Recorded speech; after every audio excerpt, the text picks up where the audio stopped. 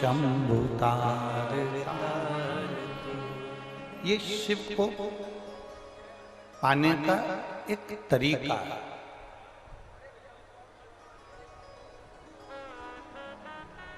शिव तक पहुंचने का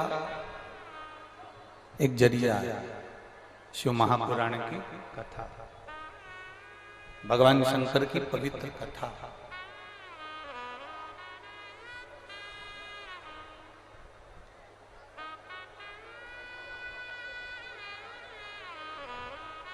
शिव मंदिर तक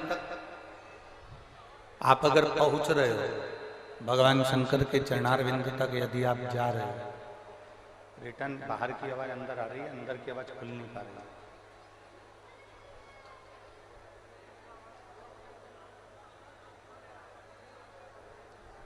आप यदि भगवान शिव की मंदिर तक जा रहे हो, भगवान शंकर के द्वार तक जा रहे हो, भगवान शिव की चौखट तक यदि आप पहुंच रहे हो, तो ये मानकर चलिए कि आपने अपनी खुशियों के दरवाजे तक पहुंचने का लक्ष्य बना लिया।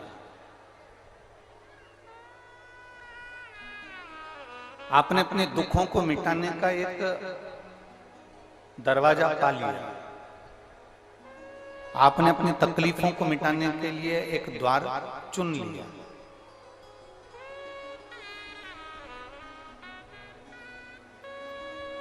शिव महापुराण की कथा कहती है, जो शिव का हो गया, जो एक बार भगवान देवाधिदेव महादेव के मंदिर तक पहुंचकर भगवान शंकर को एक लोटा जल समर्पित करना जो प्रारंभ कर देता है, जो शिव के शिवालय तक पहुंचना जान गया, जो शंकर के मंदिर तक पहुंचना जान गया, जो शंकर की चौखट तक पहुंचना जान गया, तो ये निश्चित मानकर चलना कि तेरी दुख की घड़ी में महादेव भी तेरे दरवाजे तक पहुंचना जान गया। ये निश्चित। बोल बम का नारा है, सारी समस्या का हल। आप उस तक पहुंचे हो, वो आप तक पहुंचे।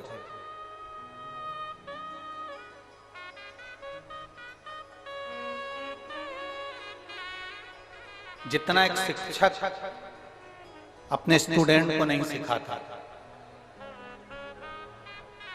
जितना एक गुरु अपने चेले को नहीं सिखाता,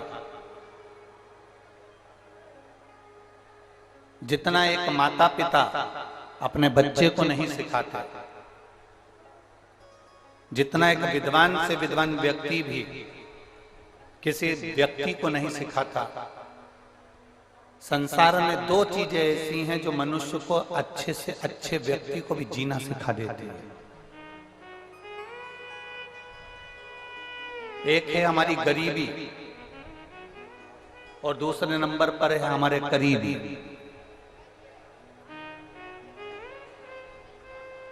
एक गरीबी, एक करीबी। करीबी का मतलब होता है जो हमारे करीब में रहने वाले हैं, हमारे परिचित हैं, हमारे साथ उठने बैठने वाले हैं, हमारे साथ रहने वाले हैं, हमारे संग चलने वाले हैं, हमारे साथ आगे बढ़ने वाले हैं, हमारे कदम से कदम मिलाकर चलने वाले हैं, ऐसे करीबी।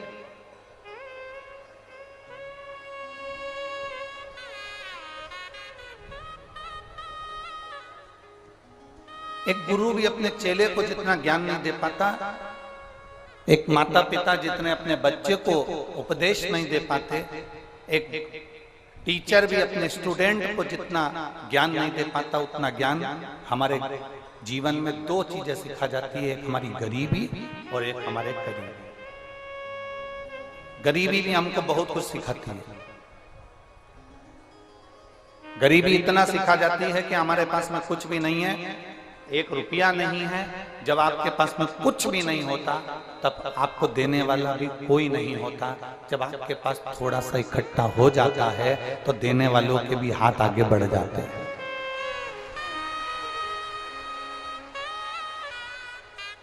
एक गरीबी और एक करीबी।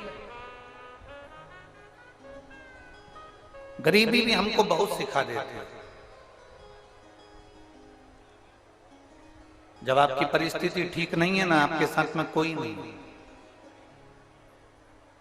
जब आपकी परिस्थिति ठीक हो गई ना तो आपके साथ में भी ढेर सारे खड़े हो जाएंगे।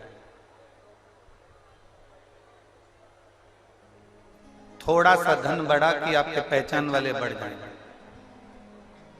थोड़ी सी संपदा बढ़ी कि आपके रिश्तेदार, नातेदार, कुटुंब, कबीले सब बढ़ जाएंगे।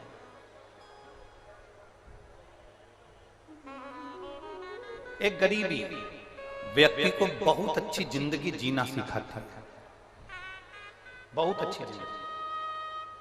पर हमको लगता है कि हमारी गरीबी ने हमको तोड़ दिया। ना ना ना, किसी की जिंदगी में जो गरीबी आती है वो व्यक्ति को तोड़ने के लिए नहीं आती है। हमने पहले कथा में वर्णन किया था, शायद कुशीनगर के भक्तों ने भी सुना होगा कि रेस का जो घोड़ा होता है, हमने कथा में कहा था, रेस का जो घोड़ा होता है वो रेस का घोड़ा, उसको नहीं मालूम कि मैं रेस में खड़ा हूं, उसको नहीं मालूम कि मुझे रेस लड़ना, उसको नहीं मालूम कि मुझे रेस जीतना। रेस का घोड़ा ग्राउंड के अंदर जाता है, खड़ा हो जाता है, उसका मालिक उस पर बैठ जाता है। मालिक जितना जितना उसको मारता है, मालिक जितना जितना उसको पिन चुभोता है, घोड़े को दर्द होता है, घोड़े को कष्ट होता है और घोड़ा दौड़ता है। घोड़े को कष्ट होगा, घोड़ा दौड़ेगा, घोड़े को तकलीफ होगी, घोड़ा दौड़ेगा। मालिक घोड़े के ऊपर बैठा हुआ और घोड़े को कष्ट दे रहा है, घोड़े को तकलीफ दे रहा है, घोड़े को दर्द दे रहा है, तो घोड़ा दौड़ रहा है। घोड़े को नहीं मालूम कि मुझे रेस में खड़ा करा गया है, घोड़े को नहीं मालूम कि मुझे रेस जीतना है। घोड़ा तो इसलिए दौड़ता है क्योंकि उसको कष्ट होता है, उसको तकलीफ होती है, उसको दर्द होता है, तो वो दौड़ता है। इतना दौड़ता है, इतना दौड़ता है कि दौड़ते दौड़ते वो आगे निकल जाता है और रेस में जीत जाता है।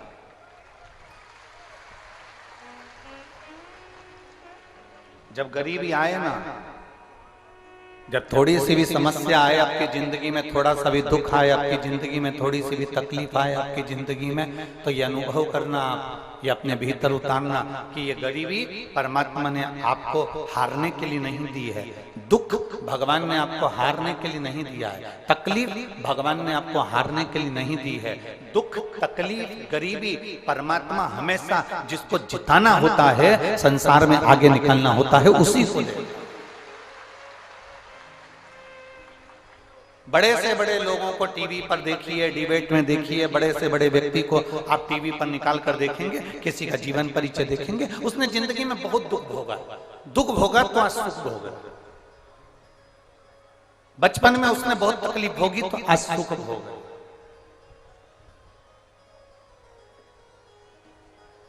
थोड़ी तकलीफ जिंदगी में आती है तो हमको सिखाने के लिए आती है, थोड़ा दुख हमारे जीवन में आता है तो हमको सिखाने के लिए आता है।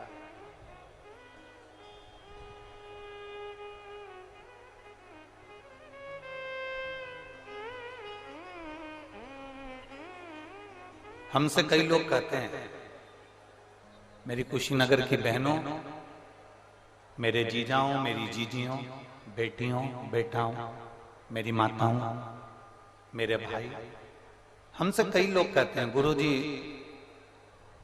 फेसबुक पे कोई तुमको ऐसा बोल रहा था, तो यूट्यूब पर कोई आपको ऐसा बोल रहा था, तो कोई ने ऐसा बोल दिया। हम उनको कहते हैं कि देखो, जिसने अपनी दुख की घड़ी में सुना नहीं होता ना, उसको ये सुनकर बुरा लगता। ओम प्रकाश जी, जो दुख की घड़ी में बहुत कुछ सुन लेता है ना, उसको ये सब बातों से कोई फर्क नहीं पड़ता।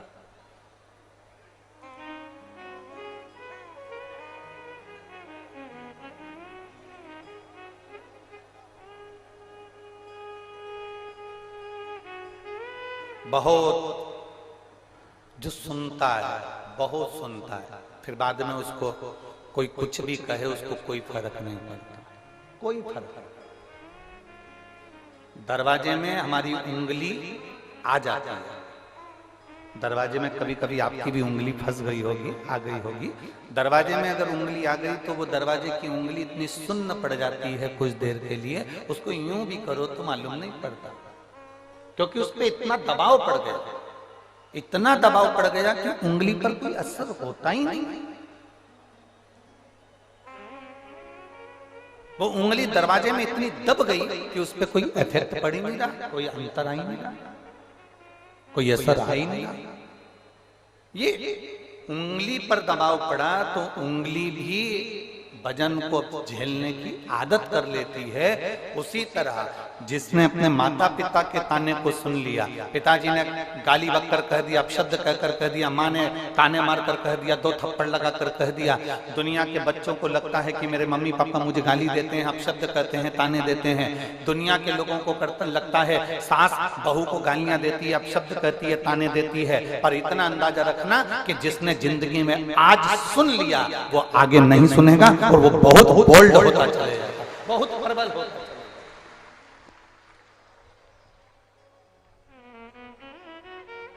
एक गरीबी और करीबी, करीबी मतलब पास में रहने वाले, गरीबी और करीबी ये 2 ऐसे टीचर हैं, ये 2 ऐसे गुरु हैं जो जिंदगी में हर व्यक्ति को उज्जवल बना देते हैं, एक व्यक्ति को आगे बढ़ना सिखा देते हैं। गरीबी में तुमको रहने का तरीका आ जाएगा, गरीबी में तुमको खाने का तरीका आ जाएगा, गरीबी में तुमको पैसे बचाने का तरीका आ जाएगा, गरीबी में तुम्हें पहनने का तरीका आ जाएगा, गरीबी में तुम्हें रहने का तरीका आ जाएगा, गरीबी में तुमको ताने सुनने का तरीका आ जाएगा, गरीबी में अपशब्द सहन करने का तरीका आ जाएगा, गरीबी में तुम्हें ये मालूम पड़ जाएगा कि कौन अपना कौन पराया। और दूसरे नंबर पर होते हैं करीबी, ये भी किसी टीचर से कम नहीं होते, हमारे अपने, ये किसी शिक्षक से कम नहीं होते। ये उसमें के होते हैं कि वक्त पड़ने पर तुम्हें कब धोखा देकर आगे निकल जाएं और तुम्हें लात मारकर पीछे आगे निकल जाएं, ये पता नहीं पड़ता। तो गरीबी और करीबी ये हमेशा टीचर का काम करते हैं, गरीबी और करीबी ये हमेशा गुरु का काम करते हैं, गरीबी और करीबी ये हमेशा शिक्षक का काम करते हैं। ये हमको सीख देने का प्रयास है।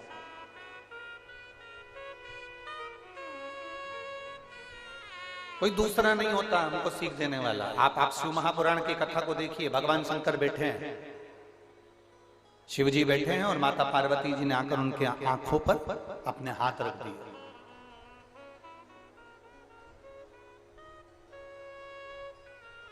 भगवान शंकर जी के नेत्रों पर जैसी पार्वती जी ने हाथ रखा, हाथ रखते से शिव जी के नयन से अश्रु नीचे गिर गए। अश्रु से एक बेटा हो गया जिसका नाम था अंधकासुर, जिसका नाम है अंधकासुर।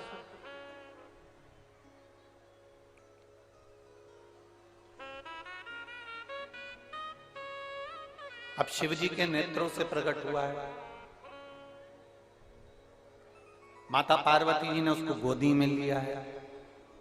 पार्वती जी उसको अपना पुत्र कह रही हैं, बेटा कहकर दुलार कर रही हैं।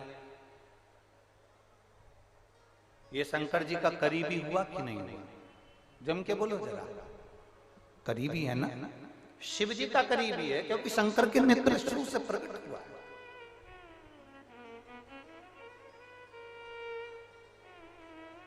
भगवान शंकर के नेत्र शुरू से प्रगटा है। पार्वती जी ने उसका दुलार किया है, पार्वती जी ने उसको पुत्र माना है, पार्वती जी ने उसको स्नेह किया है बेटे की तरह, बेटे के तुल्य। करीबी है। अब यही अंधकासुर शिव जी के कहने पर माता पार्वती जी ने इसको समुद्र में पटक दिया। हिरण्याक्ष ने इसको पाल पोस कर बड़ा कर लिया, हिरण्याक्ष के प्राण छूट गए। अंधकासुर को यह मालूम पड़ गया ना मेरा पिता है ना कोई मेरी माँ है। उसने ब्रह्मा जी का वर प्राप्त करा। ब्रह्मदेव से कहा कि मुझे वर दीजिए कि मैं कभी मरूं नहीं, ये मुझे वर चाहिए।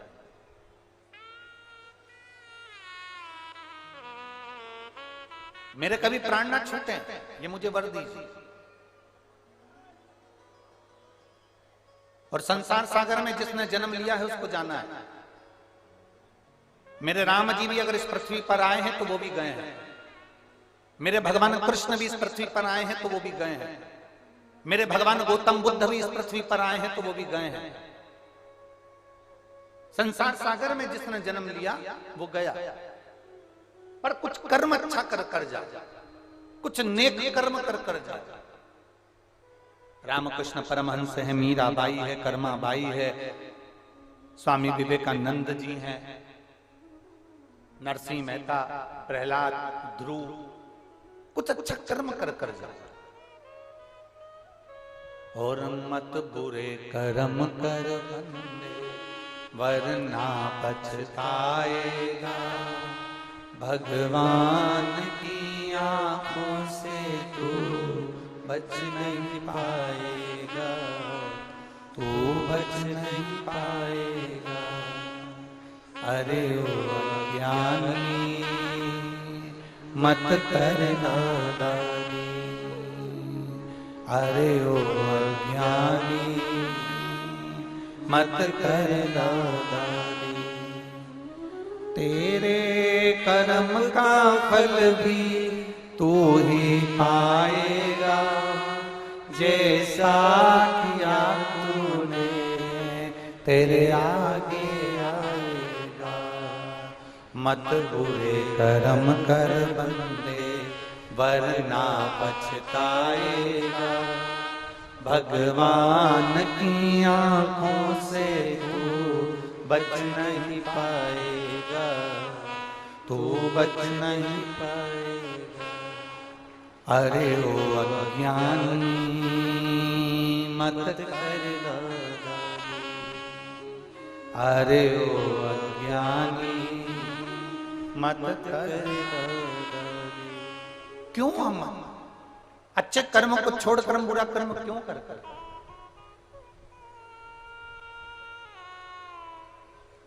कुछ अच्छा करने का प्रयास करिए, संसार को कुछ अच्छा देने का प्रयास करिए। इसी प्रागण्य की मैं इसी शिव महापुराण का एक वर्णन करना चाहेंगे। आप अपने घर से किसी के लिए पानी भरकर लाए, और मुझे उम्मीद है आप में से कई लोगों ने ऐसा कर कर देखा होगा और उसको उसका, और ये जो हम कथा बोल रहे हैं, जो हम बोल रहे हैं, ये आपके अनुभव की बात बोल रहे हैं। आप अनुभव कर कर देखिएगा, आपके साथ हुआ होगा। आप घर से पानी की बोतल लेकर आए किसी के लिए, आप किसी के लिए बिस्कुट लाए, आप किसी के लिए कुरकुरा लाए, वेफर्स लाए, टॉफी लाए, या आप किसी के लिए कुछ खाने का सामान लाए। आपने किसी को वो खाने का सामान दिया, पानी दिया, बिस्कुट दिया या टॉफी दी, कुछ भी जो आप लेकर आए थे वो आपने दिया। अब एक हाथ से आपने दिया, आप कथा सुन रहे हो, कथा श्रवण कर रहे हो, ये हमारा विश्वास कहता है। दूर मत जाओ कि भगवान, अपन कहते हैं ना, जैसे अपन कथा में कहते हैं कि ये हाथ दो वो हाथ लो, आप कथा में कर कर भी देखना, आप एक हाथ से बिस्कुट दे भी देते हो, एक हाथ से टॉफी दे भी देते हो, इतनी देर में 3 घंटे की 4 घंटे की इस कथा में तुम्हारी गोदी में फिर कहीं ना कहीं से एक हाथ बिस्कुट का पैकेट या टॉफी या पानी की बोतल या पाउच आ ही। ये हमने दिया और ऐसा ही हमने वापिस प्राप्त किया।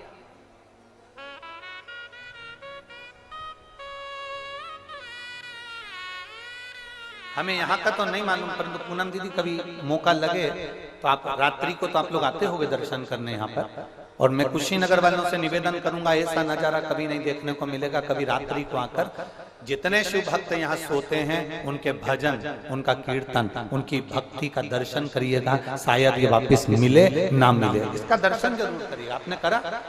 यहाँ रात्रि के समय पर जो आनंद बरसता है, रात्रि के समय पर श्री शिवाय नमस्तुभ्यं, भगवान शंकर की भक्ति, भजन, माताएं बड़े अलमस्त होकर, बड़े अपनी मस्ती में, किसी से मतलब नहीं। शादी में तो नाचोगे तो दूसरे को दिखाने के लिए नाचोगे। यहाँ कौन है? यहाँ तो सियोर वाला महाराज भी दिन में कथा कर कर चले जाता है। रात्रि को कौन है? केवल एक देवाधिदेव महादेव और उसका गण यहाँ पर रहता है।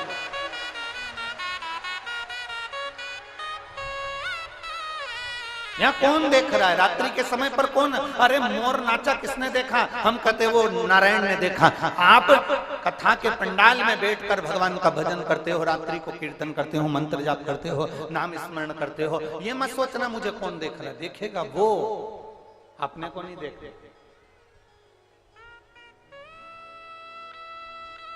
शादी में जाते हो, जम के तो बोलो, लिफाफा देकर आते हो, नाम लिखते हो, जब तुम शादी में गए, सबने देख लिया तुमको कि भानु प्रताप आया है, तो फिर लिफाफे में नाम लिखने की जरूरत क्या है?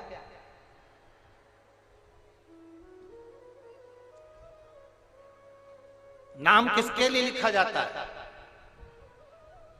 जिसने नहीं देखा हमको कि हम शादी में आए हैं, जिसने नहीं देखा हमको कि हम शादी में आए थे। हमारा काम था, हमने लिफाफा दिया, नाम लिख कर दे दिया, उसने उसको रख लिया। बाद में जब लिफाफा खुला, उसमें नाम निकला भानु प्रताप, रामकिशन, हरिकिशन, लीलाबाई, कमलाबाई, उसमें नाम निकला। तो लोगों ने कहा कमलाबाई भी आई थी। तो इतने में किसी ने कहा हम, हाँ मेरे से तो मिल के गई। उसने कहा हमसे तो नहीं मिली, हमको दिखी नहीं, पर लिफाफे से मालूम पड़ा कि आई थी। उसी तरह आप आते हो शिव महापुराण की कथा में, आप बैठते हो भगवान शंकर की कथा में, आप बैठते हो शिव महापुराण की कथा में। जब पूरी कथा चलती है, बीच में भजन आता है, भजन के बीच में श्री शिवाय नमस्तुभ्यम बोला जाता है। तुम और हम दोनों मिलकर जब श्री शिवाय नमस्तुभ्यम बोलते हैं, तो ये समझ लेना कि हमने उस महादेव को एक लिफाफा भेज दिया, जिस लिफाफे में नाम लिखकर भेजा है कि ये परमात्मा, हम तुम्हारे नाम का स्मरण कर, उच्चारण कर। एक नाम कीर्तन का एक महत्व है, भगवान की अविरल भक्ति का एक महत्व है।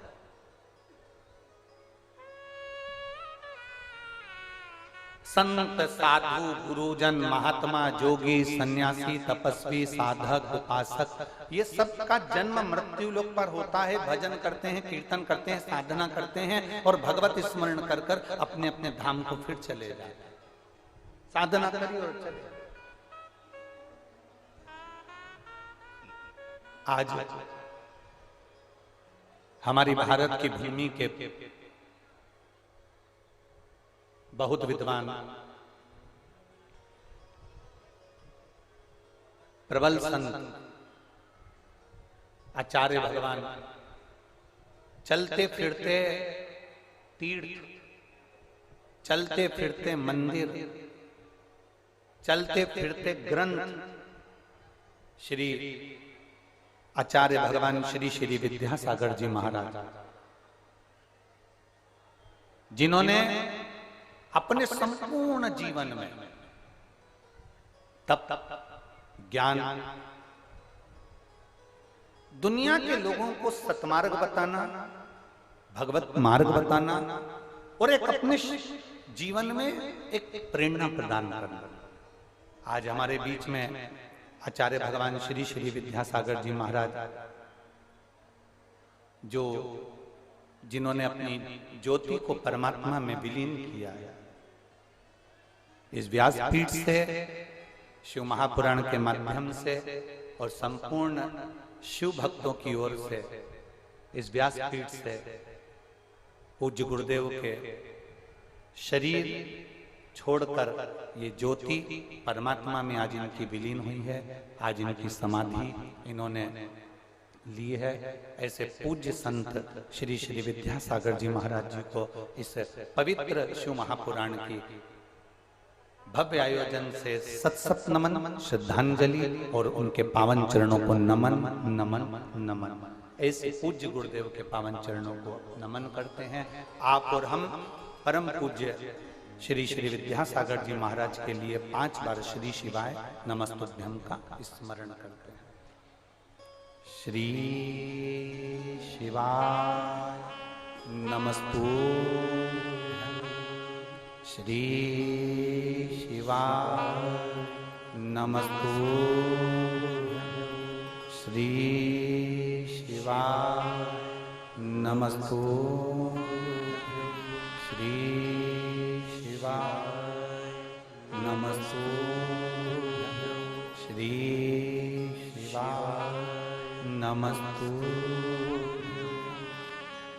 आज भारत की भूमि पर एक संत का जाना, ये पूरे भारत की भूमि पर बहुत बड़ी क्षति है।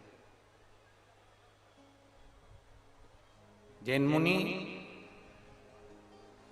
संत श्री विद्यासागर जी महाराज कोई साधारण नहीं थे, जिन्होंने तप बल के माध्यम से जनमानस को प्रेरणा दी है। संत आते हैं मृत्यु लोक पृथ्वी, प्रेरणा देते हैं, ज्ञान प्रदान करते हैं, धैर्यता देते हैं, श्रद्धा बढ़ाते हैं, विश्वास बढ़ाते हैं, दृढ़ बनाते हैं, भगवत स्मरण की ओर आपको प्रबल बनाते हैं, प्रबल, और फिर अपना कार्य पूर्ण कर कर चले जाते हैं।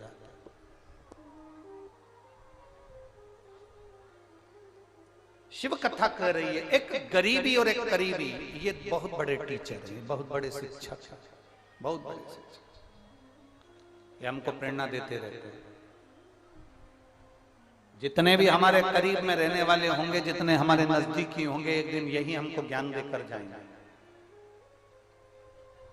बेटी से प्रेम होता है, एक दिन बेटी भी आपको ज्ञान दे देगी। जमाई से प्रेम होता है, एक दिन जमाई आपको ज्ञान दे देगा। बेटे से प्रेम होता है, एक दिन बेटा आपको ज्ञान दे देगा। बहू से प्रेम होता है, एक दिन बहू आपको ज्ञान दे देगी। स्वयं कपिल देव जी महाराज का संवाद करता है, अपनी माता देवती को ज्ञान प्रदान कर रहा है।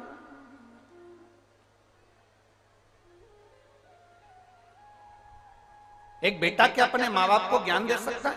यहाँ कपिल मुनि का संवाद कर रहा है, अपनी माता पिता को ज्ञान दिया, अपनी माता देवती को ज्ञान दिया। माँ किस प्रपंच में पड़ी है, किस संशय में पड़ी है माँ? ये शरीर वापिस नहीं मिलने वाला, ये मानव की देह वापिस नहीं मिलने वाली, बहुत मुश्किल से मिली है, बहुत मुश्किल से।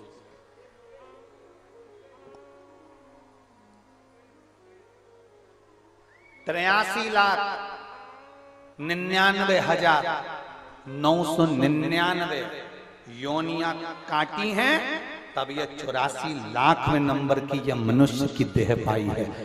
83,99,999 योनियां काटने के बाद यह मानव का शरीर मिला। उस शरीर को ऐसे ही गंवा दो, इस शरीर को ऐसे ही फेंक दो। कर्म अच्छा कर,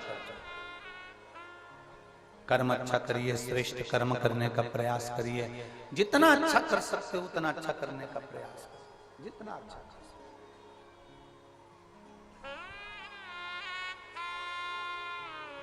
और मेरे भोले तेरा सहारा है,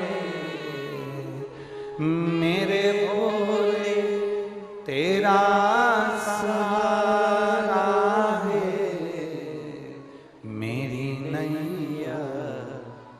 तू किनारा है, मेरी नैया का तू किनारा है। मेरे भोले तेरा सहारा है, मेरे भोले तेरा सहारा है, मेरी नैया का तू किनारा है, मेरी नैया का तू किनारा है। मिला अच्छा कर्म। 83,99,999 योनियां काटने के बाद ये 84 लाखवें नंबर की यह मानव की देह मिली है। इस मानव की देह को व्यर्थ मत जाने देना। अगर एक लोटा जल तुम शिव जी को समर्पित कर रहे हो तो तुम्हारी जिंदगी कभी बेकार नहीं हो सकती, क्योंकि शंकर को चढ़ाए गए जल का स्पर्श इस शरीर को हो जाता है तो ये शरीर भी पवित्र बन जाता है। पवित्र पारसमणि। आज कोई सुबह पूछ रहा था, गुरुजी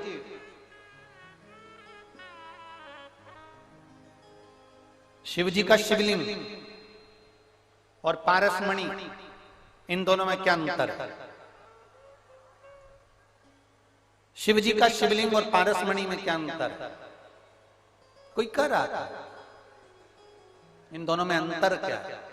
हम एक बात जरूर कहेंगे इसका अंतर। पारसमणि और भगवान शंकर के शिवलिंग में एक अंतर भारी है। पारसमणि केवल लोहे को छूती है, धातु को छूती है और सोना बना देती है, और शिवलिंग वो है इसको जो छू लेता है वो कुछ भी हो, चाहे वो पत्ती हो, पुष्प हो, पक्षी हो, पशु हो, चाहे मनुष्य हो, वो स्वयं आप रूप परमात्मा का हो जाता है। सोना नहीं, वो परमात्मा का हो। भगवान का हो गया, वो परमात्मा का हो गया। एक पत्र है, देखिए,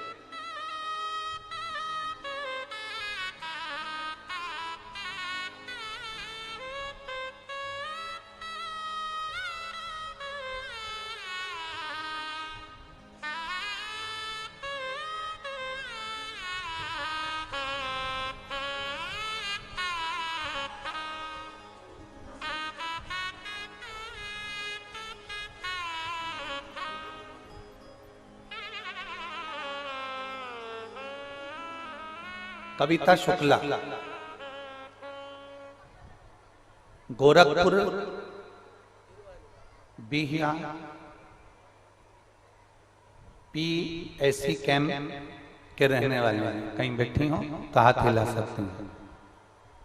कविता शुक्ला, गोरखपुर बिहिया PSC कैंप की रहने वाली हैं। कहीं बैठी हैं, हाथ हिला। बच्चा आया है साथ में? हाँ, लिया हो इसके लिए। गुरुजी शिवजी पे चढ़ाए गए एक लोटा जल और पशुपतिनाथ के व्रत का मैं वर्णन करना चाहता हूं। शादी के कई सालों तक हमने इंतजार करा कि संतान होगी। हमने टेस्ट बेबी भी करवाया, पर संतान का सुख नहीं हुआ। 1 साल, 2 साल, 4 साल, 5 साल, 10 साल, 15 साल इंतजार करा, पर संतान का सुख नहीं। 15 वर्ष निकल गए पर औलाद नहीं हुई गुरुदेव। और 15 साल निकलने के बाद तो लोग भी आशा छोड़ देते हैं कि बच्चा होगा कि नहीं होगा।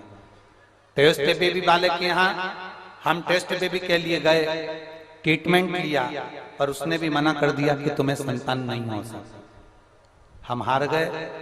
उसी दौरान मेरी पड़ोसन ने मुझसे कहा कि आप एक काम करा करो, आस्था चैनल पर शिव महापुराण की कथा आती है, वो सियोर वाला महाराज वास्ता आसन लगाकर टीवी के सामने, भले तुम सोफे पर बैठो, पलंग पर बैठो, जमीन पर बैठो, तुम्हारी मर्जी पड़े जहां बैठो, पर बैठ के सुनना। आसन लगाकर बैठ जाना, कथा सुनना और बाबा से विनती करना। कथा के अंदर जब श्री शिवाय नमस्तुभ्यम बोला जाए उस समय पर विनती करना बाबा से, बाबा जरूर दे। हमने बाबा से प्रार्थना करी, सीहोर रुद्राक्ष उत्सव का स्मरण किया। गुरुदेव, जिस रुद्राक्ष उत्सव को लोग बिल्कुल हल्के में लेते हैं, उसका स्मरण मात्र जीव का कल्याण कर देता है। एक बात आप लोगों से कहना चाहता हूं,